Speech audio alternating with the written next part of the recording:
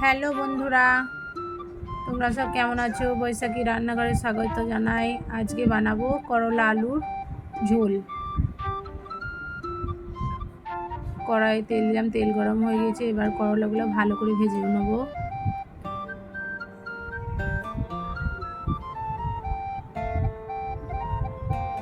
নেড়ে চেড়ে লাল লাল করে ভেজে তুলে নেবো।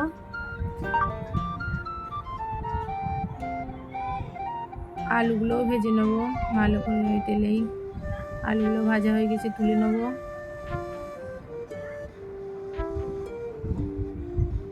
তেলে দিয়ে দেবো মেথি ফোড়নে, শুকনো লঙ্কা, তেজপাতা।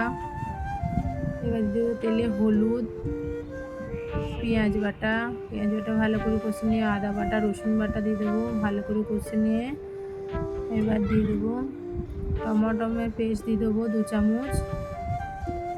টমেটো পেস্টটা দিয়ে ভালো করে কষে নিয়ে এবার দিয়ে দেবো লঙ্কা গুঁড়ো 1 চামচ, জিরে গুঁড়ো, ধনে গুঁড়ো দিয়ে ভালো করে কষে নেবো। অল্প পরিমাণে একটু জল দিয়ে মশলাটা আরও ভালোভাবে কষে নেবো। এবার দিয়ে দেবো লবণ, আর একটু লবণ দেওয়ার পর করলা আলুটা দিয়ে আরও 2 মিনিট ভালো করে মশলার সঙ্গে কষে নেবো।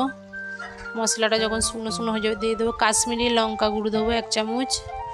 দিয়ে ভালো করে মশলা কষে এবার দিয়ে দেবো জল। তুলে ঢাকা দিয়ে দেবো। 10 মিনিট পর ঢাকা খুলে দেখবো আলু করলাগুলো সিদ্ধ হয়েছে কেন।